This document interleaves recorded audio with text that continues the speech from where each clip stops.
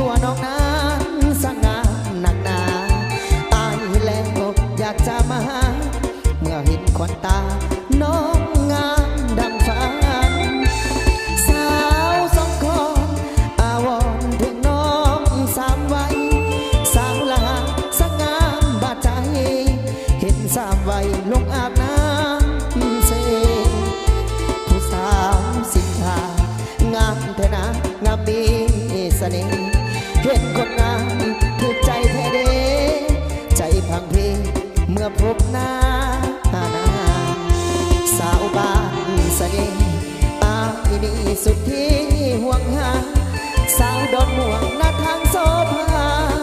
แถลงนี่นะก็งามถูกใจผู้สาวน้องเดินงามเหลือเกินเมื่อเห็นสามวัน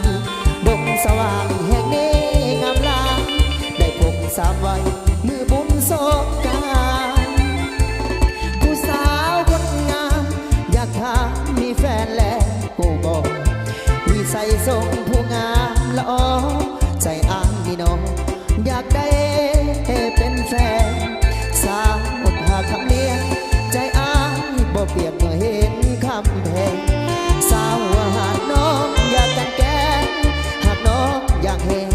สาวบ้านแถบเซ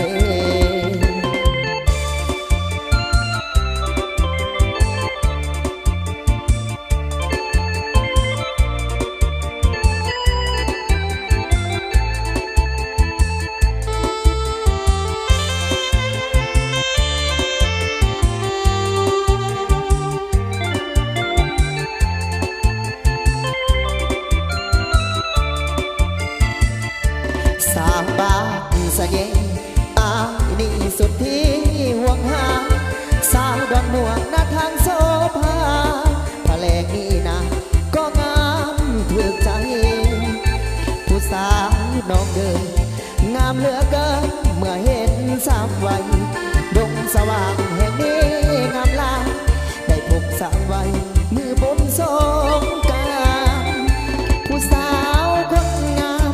อยากถามมีแฟนแล้ว